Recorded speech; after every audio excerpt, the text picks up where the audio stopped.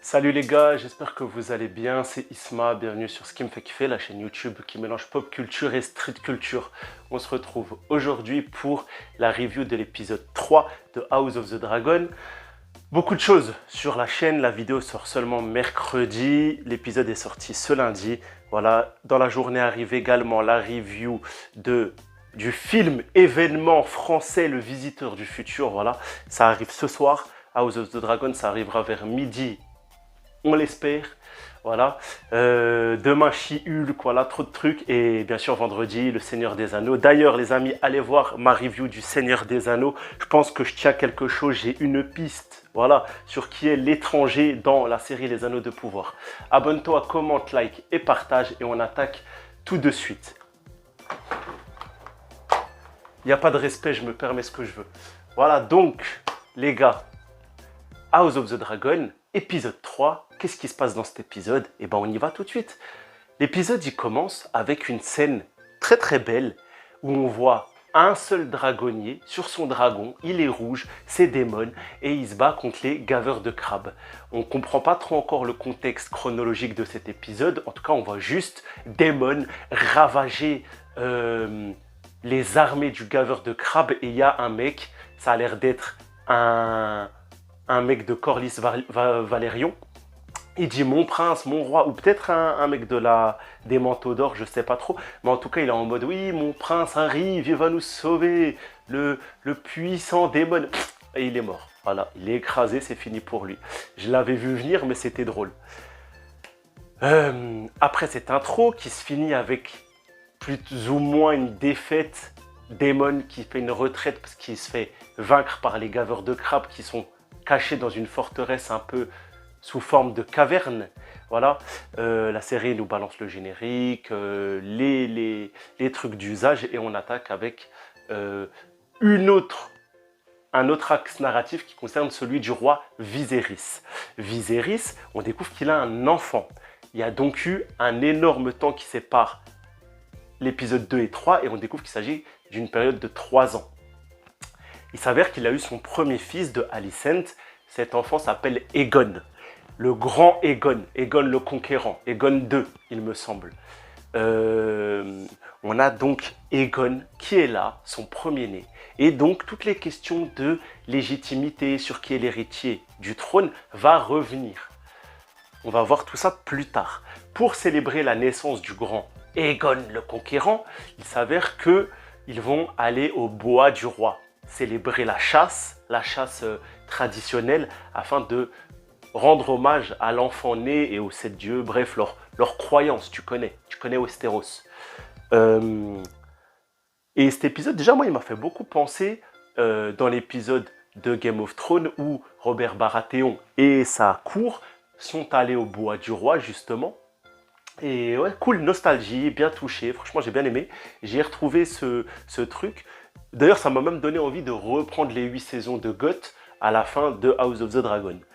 Ensuite, on a plein de choses qui vont se passer pendant cette fête parce qu'on sait qu'ils vont aller pendant une semaine faire la chasse, trouver un gros gibier, la fête, la bière, le feu, les grillades, comment on dit. Bref, l'ambiance au max, tu vois. Plusieurs donc choses. La première de très notable, c'est Rhaenyra. Rhaenyra, qu'est-ce qui l'attend? Eh ben, on découvre que son père, depuis plusieurs années, pense à la marier.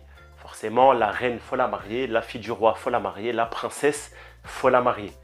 Beaucoup de concurrents, mais un se démarquera dans l'épisode et c'est l'arrivée d'un premier Lannister dans la personne de Jason. Jason Lannister qui fait son arrivée dans la série. Donc, bah, il m'a moins saoulé que les autres Lannister. Je l'ai trouvé, alors oui, dans son rôle de arrogant, riche, je suis un Lannister, Castral Rock et tout. Donc tout ça, on le retrouve. Mais je l'ai trouvé relativement sympa. Hey, pause. Hey, hey. Tu connais ce vaisseau? Je sais pas si tu le vois bien. J'essaierai de faire un zoom. Ouais, ce petit vaisseau-là, c'est le vaisseau des Inquisiteurs dans Kenobi. Voilà, j'avais envie de t'en parler. Du coup, qu'est-ce que je disais? Donc, les mariages de Rhaenyra. Rhaenyra, c'est pas du tout son style. On comprend que Bajal va lui mettre un énorme bâche et elle va lui faire comprendre, dégage, tu m'intéresses pas. Mais Viserys, lui, une alliance avec les Lannister serait de bon ton. On a également dans cet épisode beaucoup de choses mises en avant sur Alicent. Alicent, comme on l'a compris, lui a donné un héritier et elle est enceinte d'un deuxième. Une relation conflictuelle s'est établie entre elle et Rhaenyra. Il s'avère que voilà, depuis qu'elle a épousé son père, c'est plus trop des amis. Ils ont une relation vraiment, tu vois, genre pas hypocrite, mais tu vois, viens là, Rhaenyra, oui, ma reine, tu vois, du sarcasme, de la condescendance, elle a du mal, tu vois. Et en vrai, je suis pas sûr qu'on peut la blinder, Alicent, parce que par exemple, à un moment où Viserys va être sous dans cet épisode, en fin quasiment d'épisode, et ben t'as Alicent qui le réconforte, tout ça, parce que lui, il se lâche, il parle de ses regrets par rapport à la mort de la reine Aemma, la mère de Rhaenyra, et tu vois qu'il est vraiment mal et tout, et elle essaie d'être neutre et bienveillante, et même envers Rhaenyra, tu vois qu'elle est bienveillante, c'est pas la garce dans l'ombre, tu vois, c'est pas une profiteuse. On lui a dit épouse le roi, elle a dit d'accord. Donc, on continue.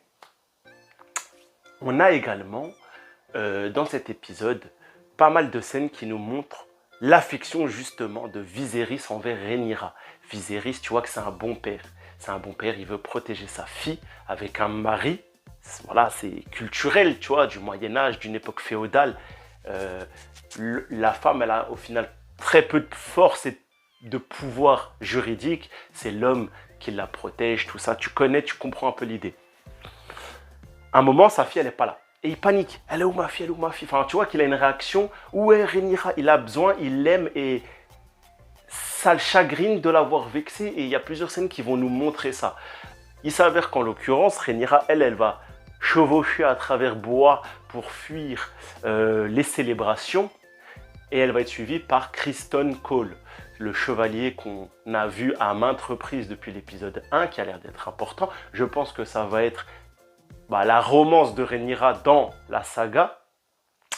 Et ils vont tomber de cheval, ils vont se faire un petit gueuleton, un petit feu, ils vont discuter, ils vont se confier, plein de choses sympas, tu vois, qui se rapprochent.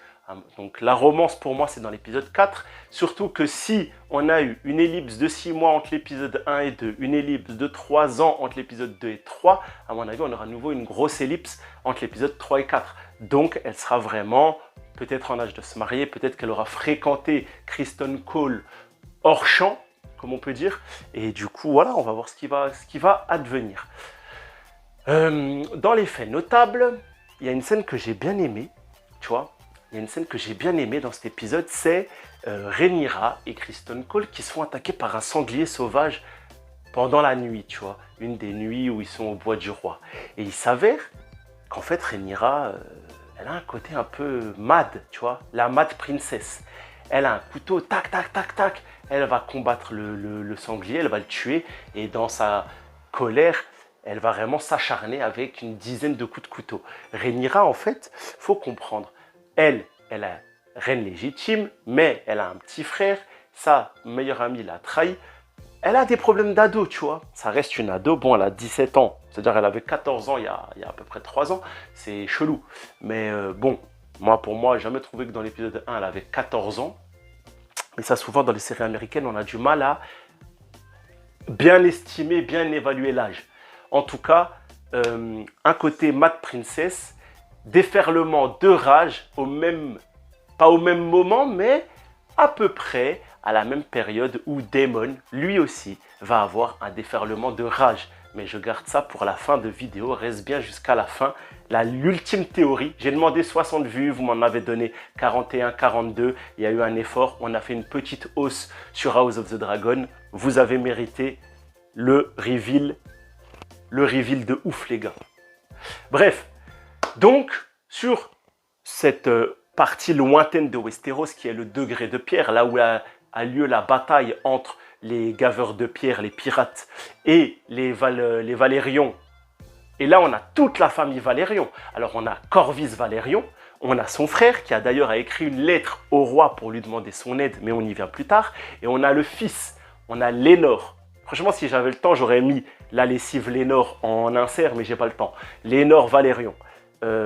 Lénore Valérion, le frère de Léna, qui avait été tenté d'être marié au roi Viserys dans l'épisode précédent, qui sont relativement sympas. Je trouve que Corvus, c'est le moins stylé, tu vois, des Valérions.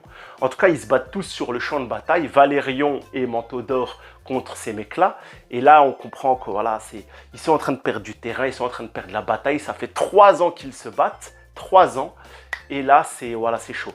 Une discussion a eu lieu quelques jours avant entre Viserys et Alicent pour savoir faut-il entrer dans ce conflit, tout ça.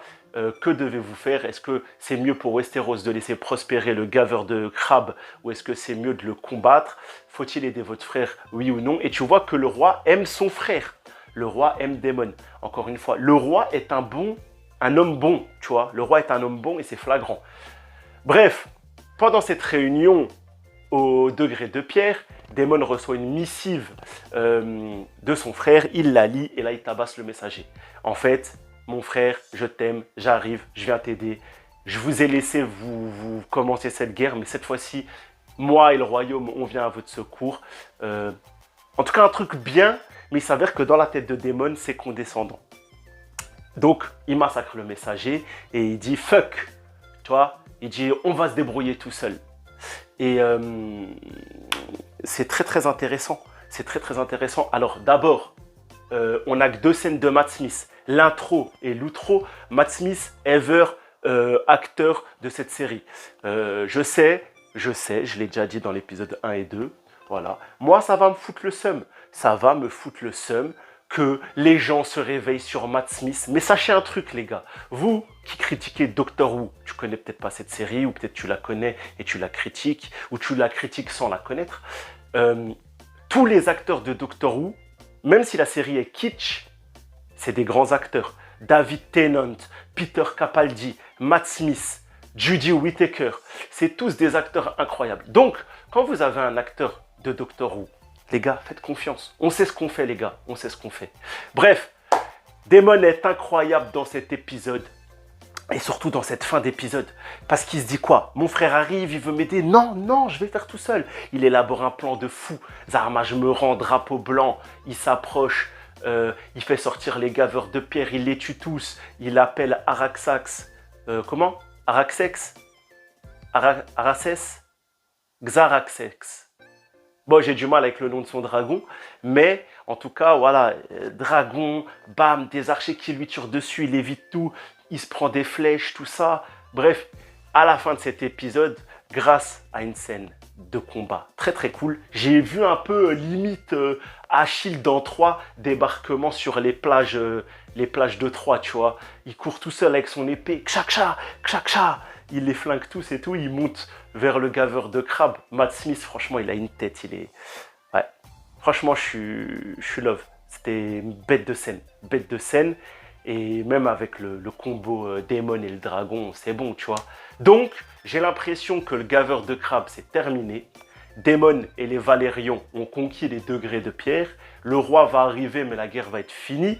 Daemon va encore se braquer contre son frère, tout ça. T'as voulu m'aider, j'ai voulu faire les choses tout seul. T'es mauvais. Le Viserys, il va pas comprendre. Et la tension entre les deux va continuer. Voilà pour ce qui s'est passé dans cet épisode que j'ai trouvé très très bon. Franchement, il m'a plu. Je ne vais pas dire que c'était le meilleur des 3, mais il était très très bon en tout cas. Et pour la théorie, ça continue à engrainer la théorie ultime. Les amis, on attaque cette théorie folle que vous pourrez un peu scander partout en disant je sais un truc que tu ne sais pas à vos potes. C'est je pense que Daemon est le père de Rhaenyra et non pas son oncle.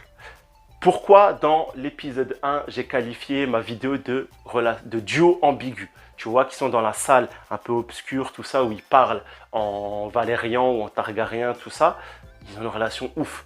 Quand Rhaenyra, elle arrive à Père Dragon, qui se font face, il lui fait pas de mal, il la regarde presque avec tendresse. Tu entends tout le temps de la reine Aemma. La reine Aemma, elle n'a pas pu accoucher de Viserys, tu vois. Aucun enfant de Viserys, et je crois qu'il y en a eu 2 ou 3, dont celui qu'on voit dans l'épisode 1, qui sont décédés mort-nés. Mais Rhaenyra est née. Serait-elle pas la semence, comment on dit, le résultat de la semence d'un autre homme, peut-être le frère du roi, par rapprochement entre Aemma et Daemon dans un passé proche. Je ne traite pas la reine Aemma de traîner et Daemon de... Voilà. Mais qui sait, peut-être Viserys, il a dit mon frère, quelle ma femme pour lui donner un héritier parce que c'est la merde. Peut-être Daemon et Aemma dans un moment où Viserys, il était à la guerre, un peu comme Baratheon, tu vois, avec Jaime et Cersei. Il y a le pourquoi et le comment, je ne l'ai pas. Mais j'ai l'intime conviction, les amis, que Daemon est le père de Rhaenyra. Je trouve qu'elle tient beaucoup plus de Daemon que de Viserys, tu vois. Et même dans cet aspect où on a Daemon qui lâche sa haine sur les gaveurs de pierre et qui les tue, de crabes et qui les tue tous, tu vois, et qu'on a Rhaenyra qui enchaîne les coups de couteau quasiment au même moment, tu vois encore cet aspect libération de la frustration et de la colère intérieure. Donc pour moi, c'est évident, Rhaenyra est la fille cachée de Daemon. Est-ce qu'on va avoir ces réponses en fin de saison ou plus tard? Je ne sais pas. Déjà les amis, dites-moi vous ce que vous pensez de cette théorie en commentaire. J'ai hâte de savoir si vous me suivez ou si vous me dites tu dis nimp. Mais les gars, je vous le dis, j'en suis convaincu, l'intime conviction. Voilà les amis, House of the Dragon épisode 3. J'ai pas le nom de l'épisode, désolé, je sais plus c'est comment. Très très bon, j'attends la suite. Ça monte, on se régale, c'est cool. On a 2 super programmes d'Heroic Fantasy en ce moment avec les Anneaux du Pouvoir et House of the Dragon. La chronique des Anneaux du Pouvoir est sur la chaîne, les amis, allez la voir. Franchement, ça aussi, j'ai snipé des trucs. Je pense que vous allez vous régaler. Les amis, prenez soin de vous, restez connectés, plein de choses, soyez curieux. À bientôt, bye.